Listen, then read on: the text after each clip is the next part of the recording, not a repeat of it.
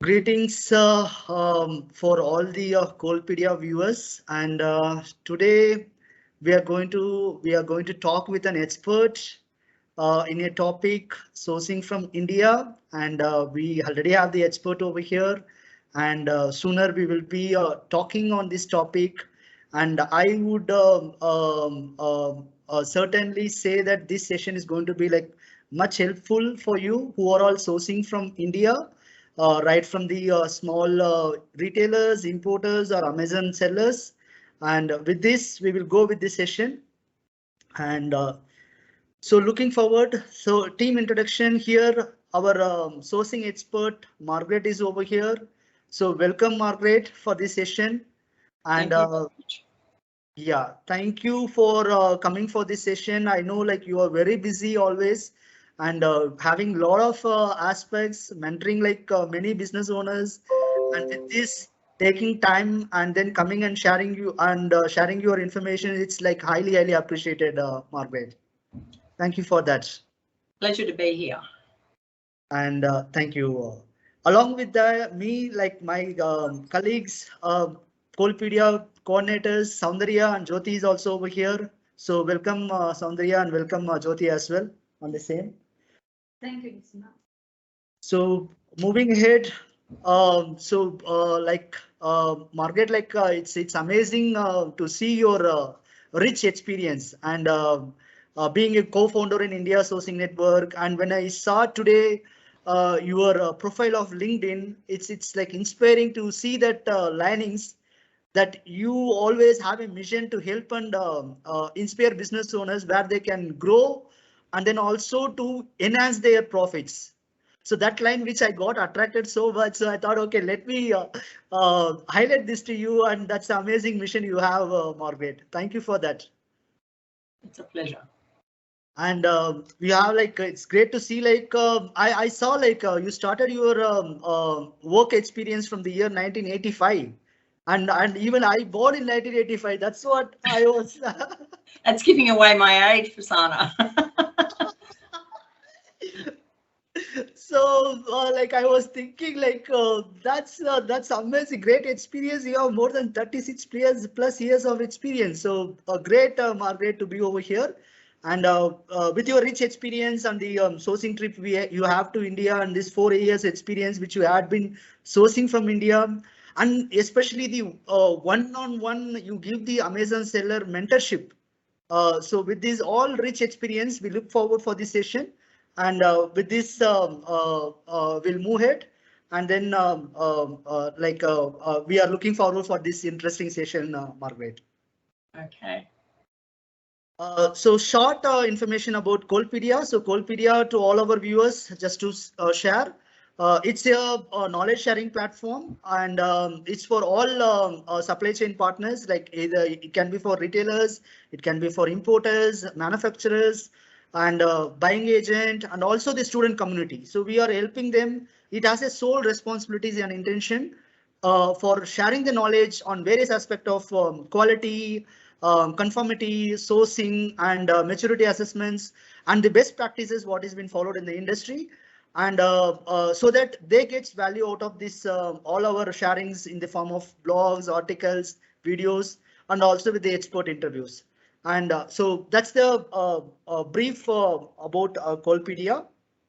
And with this, quickly we go into the expert view of Margaret. Margaret, now the session towards you, and then it's on the topic of sourcing from India. I would be asking few questions for you, which may be like important for our viewers, and I would be glad to hear from your advice, and then which is going to create more value for our Qualpedia viewers, Margaret.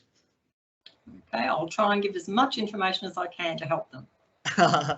I'm sure you can do very best for us and for the our all Qualpedia viewers. So with this, I'll get into the first of my question. Um, uh, why should people look to source from India, Margaret? So it would be really great if you can share your I will share that. Yeah, look, I think probably one of the biggest things is the uniqueness of the products. A lot of the products are made, you know, by artisans through co-ops and social enterprises. So you're getting, you know, like something that's really different. That's not just, I suppose, a same type of product. The MOQs from India are a lot lower. If you've been sourcing from China, most of the MOQs there are 1,000 or 2,000 pieces, whereas depending on what you're sourcing, but you know, you can get as low as, you know, 100 pieces to start with. Certain products that doesn't have to, it's more, you know, the artisan type product. So that's a big help, especially to people who are just starting out, who want to start with a lower MOQ. We don't suggest you start too low because it's too expensive to ship, but you know, it's good that you can, you know, you don't have to get, you know, 1,000 or 2,000 pieces, or you can get what we call an MOV, which means you might have to spend, you know, $5,000 or $6,000, but you might be able to get 3 different products mixed up in that. So it's a good way for people to start. And I think, like, it's English speaking, so I mean that's a big bonus for people. It's very easy to communicate and make your supplier understand what you want. There's not really any trade tariffs in India as like in China. If you're going, a lot of the products there can have a 30 or 40% Trump tariff when you're going into the US. Whereas I think most of the products out of India, some are 0, some are 4%. I think the highest I've come across is about 10%. So that's a big saving for people. If you're moving from China to India, you can afford to spend a little bit more on a product and still be ahead. And look, there's a lot of export-focused companies in India, a lot of big manufacturers that I think people will be surprised once they start getting involved in India, how many rather large manufacturers are that actually supply to some of the big chains, you know, and do container after container of goods. It's not just little artisan villages. There's a lot of big factories throughout India as well. They supply so many eco-friendly products. I think India is very big on the packaging and just a lot of products. They try and work with eco-friendly materials, and we find some of the factories have you know, solar panels, and they're completely sort of trying to, you know, help the climate and work as environmentally friendly as they can. And I think the other big thing compared to China is the lower labour costs. The labour costs in India are a lot sort of cheaper, I suppose, than sourcing from China. So I think, you know, there's so many positives to sourcing from India. And look, we've done both. I've started off sourcing in China and we moved to India, and I don't think I'd ever go back. I'd give up before I went back and sourced from China, because it's just such a pleasure to source from India compared to China. Great, great, Margaret. That's amazing to hear from you, sourcing from India. So the key points which I got was really the MOQ will be really good when you just do it from India, and also the wide variety of products which you can get it from India. And also you said about the surcharge, which is less comparatively when you send it to US. And also you said about the communications, because many of Indians speak in English, and that's going to also help like while sourcing from India. And then you said like even many big factories are available where you can go with the high quantities. Also there are bigger factories where they can support. And especially one more you said is about the eco-friendly product, which India is good on that. Yeah. And so thank you about sharing on these aspects, Margaret. No problem. And with this, I'll just go with the my further second one about what are all the advantages of sourcing from India. So what do you think, Margaret, about the advantages while we source from India? Well, I think probably, I suppose, the biggest advantage is that you can have things made, I suppose, a lot cheaper. In China, most things need a mold. So no matter what you go to have made, it generally needs a mold, which can be quite expensive. But because a lot of these products are handcrafted, there's no molds involved. So it's a lot easier to, I suppose, design your own product and have it produced. Some things are done with machinery, but a lot of it is still done by hand. So I think that it's a lot easier to design your own product and a lot less costly to get, some samples done and do that sampling. So I think that's probably the biggest advantage, and just that it's different. I mean, if you go on Alibaba, everything's same. You know, you're looking at a jar or whatever you look at, it is there 120 times.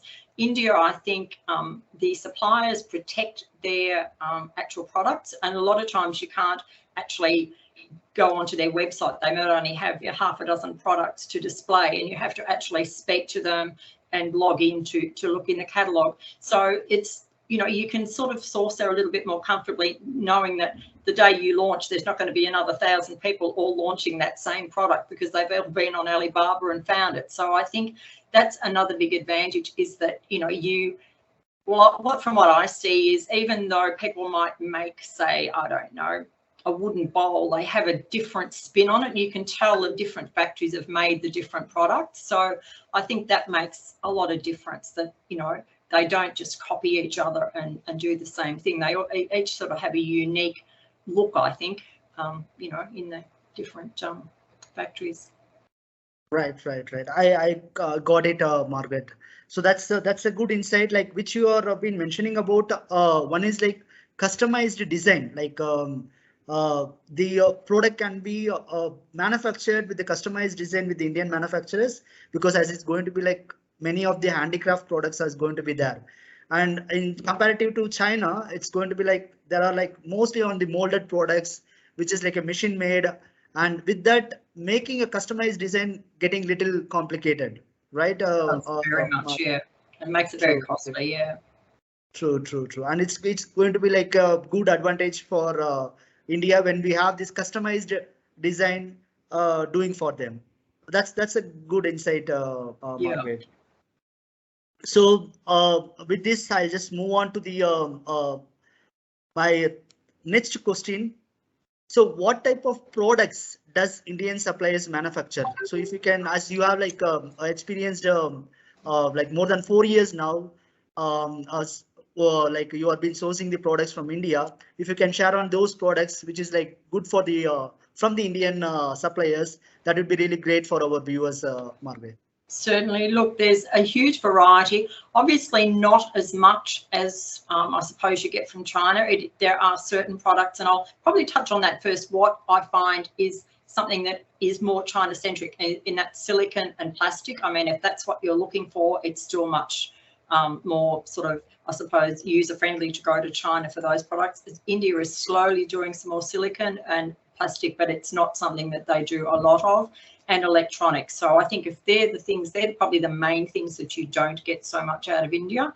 But look, there's home decor and gifts, and that's made of metal, wood, ceramic, jute, cotton, glass, macrame. I mean, so there's a lot of home products are made. And look, you can have, look, there's cheese boards, there's all sorts of wooden bowls, things for the bathroom, bath accessories. There's a lot of wooden products that you know, come out of sort of India in beautiful wood. I am a lover of mango wood, and that's something that is so unique to India. So I think that is, and it's a much lighter wood for people to ship. It makes the product not as heavy. But they do acacia wood really well also. But one thing you don't get is bamboo. Bamboo is very China-centric, so we don't see like bamboo coming out. So that can be a slight problem. If people want to move from China to India and they're doing bamboo, they would need to actually change the material, because you just don't get a lot of, you know, the bamboo products. But other than that, in wood, that's, you know, probably the main thing. And look, in metal, they do so many metal products. I mean, you can get wall art, you can get cremation urns, pet products, anything for the garden products, cast iron, door furniture, all sorts of bar sets, cutlery sets, fire tools. It's just amazing. Like, you think of anything you can really want made in metal, and you can usually find a supplier who, if you show them what they want, they will try and make it for you. And, you know, it's really quite good. So I think, you know, in the home area, metal and wood is probably very prevalent. And they do a lot of mixed products. You might find they do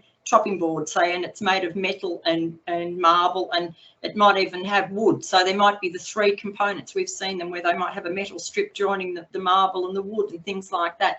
They do some resin. So it's not just very plain. There's usually some very unique pieces come out of all those things.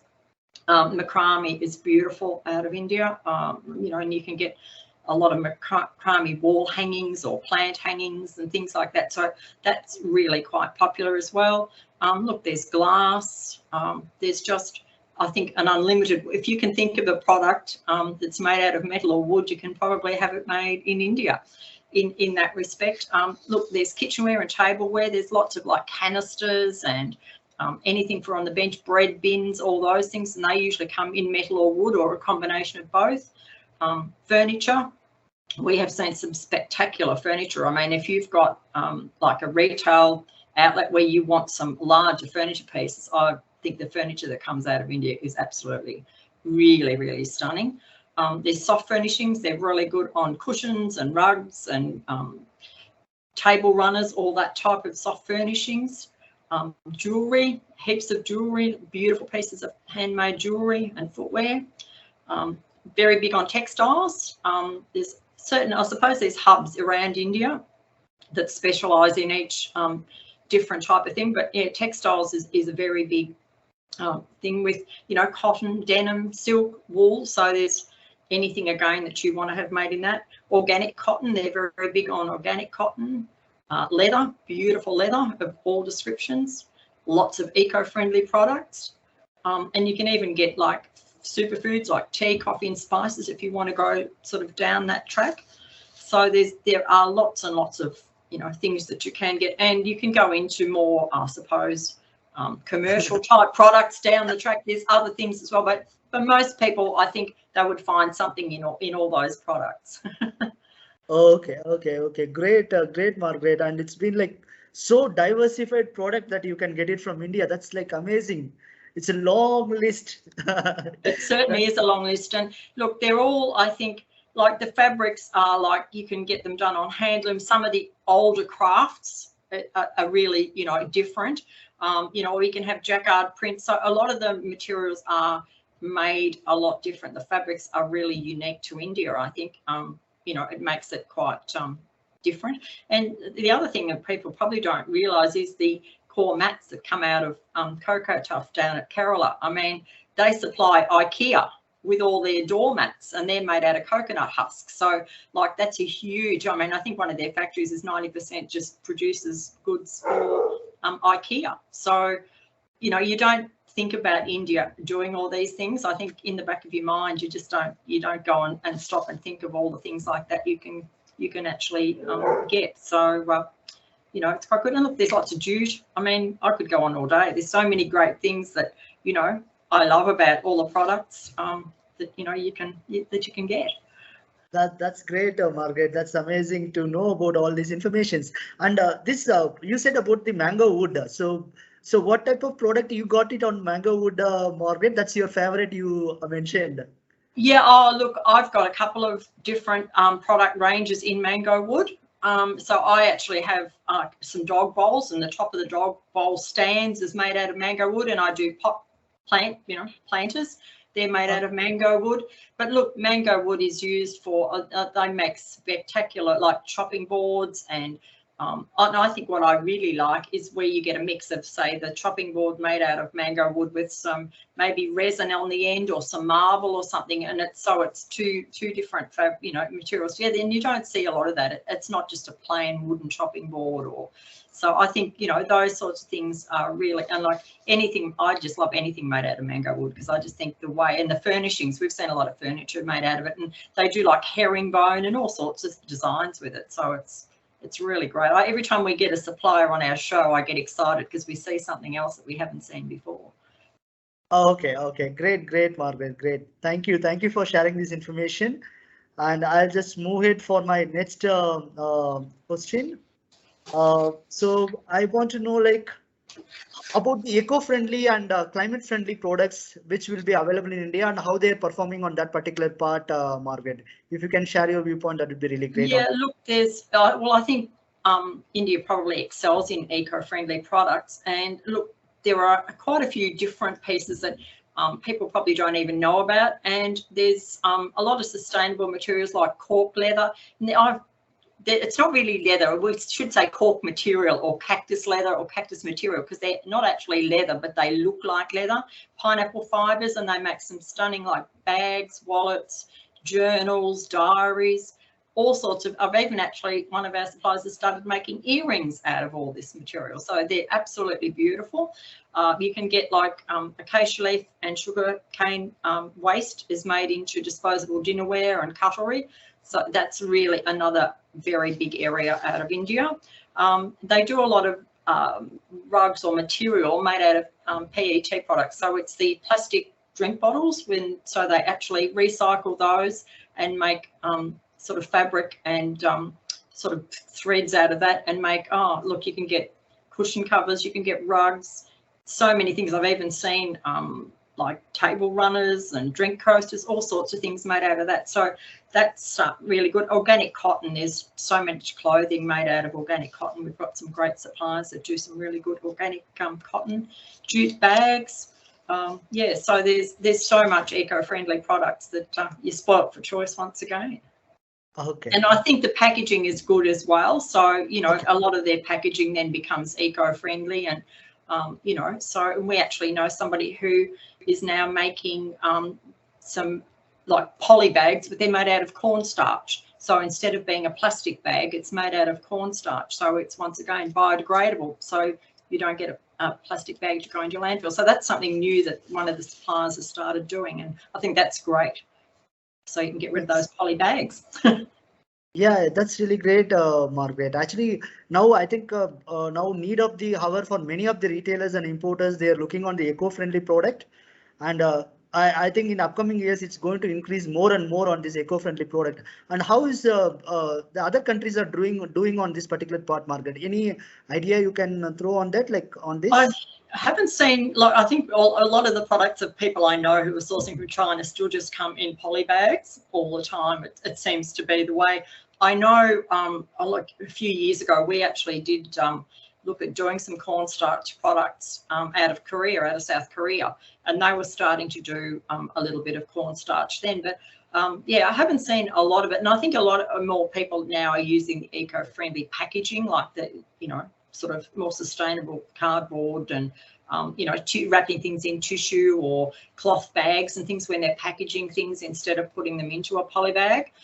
So, you know, that's another great advantage. But the problem becomes once you get to Amazon, if you put it in a cloth bag or something, if you're selling on Amazon, by the time it goes through their warehouse, a nice cream poly bag, cloth bag needs to really be in a poly bag. But that's where the cornstarch will come in to play, and you can actually, you know, look at putting your products into a cornstarch, like I still call it a poly bag because I don't know what else to call it, because people don't know what a cornstarch bag is. So, but you know, they're very similar, but they're just not the plastic. So you can get them almost clear now, so which is great. That's great, Margaret. Actually, amazing to hear these all informations, which is going to be like more. It's going to be like increase in the upcoming days. Also, more eco-friendly packaging and eco-friendly products. We look forward for many manufacturers in India. Also, they are like. They need to look on to work on this more. That's what even I feel on that, Margaret. Yeah. Thank you, Margaret. I'll just go ahead and then we have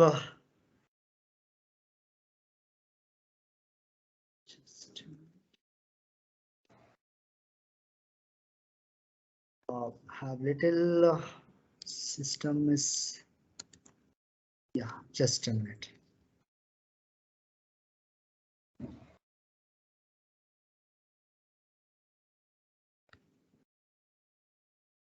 Okay, so my next is about how to find suppliers in India who is more reliable and trustworthy, and then who can give you a required quality of products. Margaret, if you can share about this aspect, that would be really great. Yeah, look, it's obviously not as easy as sourcing from China because there isn't an actual, I suppose, Alibaba as such. You can go on Alibaba and do the filters down to India and you'll find a few suppliers, but not a lot. But look, you can Google suppliers just basically on Google. You can find some as I said, on Alibaba, but global sources is another good place where you can go and look up for suppliers. You can use IndiaMart, but we say with caution, because a lot of people on IndiaMart are actually local traders. They're not manufacturers, and they don't always have the expert experience in doing exporting. So I think that's something to be very careful of if you go there. There's a lot of export promotion councils like the EPCH, which is where we take a trip to the Delhi Fair. So you can, go on to, they do actually some online things at the moment because obviously they haven't been running the fair. You can go to a sourcing agent. You can also do like the virtual fairs, I suppose, over the last 12 months have been mainly the only way you could really do it. Or, we actually have the India sourcing virtual shows, which we do every couple of weeks. We bring on 2 or 3 suppliers onto India sourcing Facebook page and go through and try and, showcase a couple of different suppliers each time so people can get a chance to see what's available, and then they can get the catalogues through that. So I think they're probably, the best way, but of course the best way is to get to India when we can. So we just want to get back over there and bring a crew of people and take them around the Delhi Fair. So that's our biggest aim, I think, is to get back. I can't wait to get back because the last time we were there, it was so big and we were so busy. I didn't even get to see it all. I missed one whole level. It was just so much of it. I ran out of time. So it was fantastic. That's amazing, Margaret. So these informations what you have been shared. It's really much useful. Who is really starting to import from India, and then if they choose for looking for finding the good suppliers, this information is going to help them a lot, because just seeing an email and maybe seeing the soft copies of the products and choosing the suppliers. Okay, I'll start working with this person, or maybe some suppliers ask like I need like 100% payment in advance. So. And these they can do all these checkpoints, which is going to help them a lot in finding a good supplier. Thank you. Thanks, Margaret. No problem. So we will go for the next further. Our one more is about share us a point about the shipping aspects from India, Margaret. Like how is the shipping process is happening, and now the COVID, because of this pandemic situations, a lot of container being stuck on many ports, and which is causing a lot of difficulties for the factories, and the containers are not available and the shipments are getting delayed. Even the goods are ready in the factory, they could not ship it. So I just want to know about your viewpoint on this, Margaret. Well, look, shipping hasn't been so bad from India. And I mean, for those people who don't know, Mumbai is the main port, which is about halfway down, I suppose, on the west coast. So that's where most shipments from the north of India would leave from. Or there is a dry port at Delhi, but that doesn't seem sort of to get used as much. But shipping from India goes, if you're going into the US, to the east coast. So we suggest that is the quickest route. That's about 21 to 23 days to go from Mumbai into the east coast, which has a lot less congestion, because obviously all the China and Thailand and all those other countries all go into America's west coast. So there has been a horrific, and I know people have been waiting 3 months for ships to get in and to get their goods unloaded. They've missed Christmas altogether and still haven't got their goods they ordered from China back in October. So we've found, I suppose, probably just before Christmas, there was a little bit of a slowdown, and there was about a week's delay on the east coast, because I think they started diverting some of the west coast ships to the east coast as well. And there is just problems in America with transportation and drivers throughout the whole country. So I think there's been a little bit of a slowdown, and the same with the containers, because there's not the trucking to get the containers back to the port, and it's just like a bit of a snowball effect. So, but look, we've been so lucky compared to anyone sourcing from China and going into the west coast, because we just haven't had anywhere near the delays.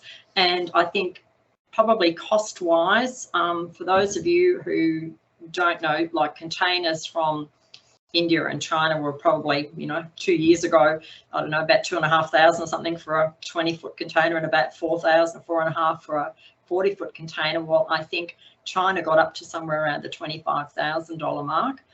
We were lucky with India. I think from speaking with Shamiska, the highest they got were somewhere around the $13,000 mark for a 40-foot container. So it hasn't been anywhere near as bad as it is shipping from China. So, you know, we're hoping that it will drop back a little bit, but, you know, there's still a long way to go, I think, because we've got so much shortages of, you know, containers and space on ships, just the whole, you know, dynamics of the thing with COVID, I think, is a big problem behind it, and, you know, a few other things that are just happening in the world with, you know, pricing and everything. So we can only pray that, I don't think we'll ever get back to $2,000 for a container again, but, you know, hopefully it'll come back down to a reasonable level within the next few months. So, you know, that way it will make it a lot better. True. Thanks, Margaret. And I think now many like many of the container manufacturers also, they are boosting up. They want to do more number of containers also, so that to avoid these shortages in the countries. Even in India, like our Prime Minister Narendra Modi also has been giving a lot of inspirations to these container manufacturers to do a lot of numbers, so that's going to help them also to avoid these shortages. Well, I think if, you know, things like that, if you can get and I think, you know, India is working hard to improve its infrastructure, you know, because obviously demand of India has really grown just in the last 2 years. It's really taken off, and there's more and more people wanting to move and sort of start sourcing from India. So I think it's, you know, if the Indian government can get behind all this and get it all moving and get the port, I think they're doing some work on your ports or something, I read somewhere. Are they improving the port at Mumbai and things to get all these things, you know, improved in the infrastructure? So, you know, I think in the next couple of years, India is going to be, you know, the place to be sourcing from. True. And the recent budget, what happened in India also, it's happening, it's giving a lot of vision for India on the technology based, like drones, and then the railway routes, and then the like infrastructure with the lot of big highways. And we hope the infrastructure is going to be much better in the upcoming days. And the recent budget, what happened like 2 days back, it gives a lot of inspiring to many of the Indian factory also, Margaret. That's really great. So with this, I just covered all the questions, Margaret, and so thank you very much for all your few things. And then I just want to acknowledge for you on related to this particular article which you have given for us and contributed for our Qualpedia platform, which is like 5 tips for effective India sourcing. I would just suggest all of our Qualpedia viewers and would read this article blog, which has been given by our great expert Margaret on the sourcing aspect, and then that's going to help and create value for the business, whatever you're doing. So once again, thank you on contributing for this, Margaret. No worries, it's been a pleasure to speak with you, Prasanna. And with this, we came to the end of Margaret. So thank you so much for sharing all your valuable insights.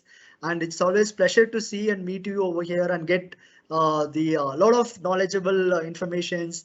And we look forward in continuing in many other sessions upcoming days, so that all of our viewers of Qualpedia get benefited from your enriched knowledge, Margaret. We look forward for the same.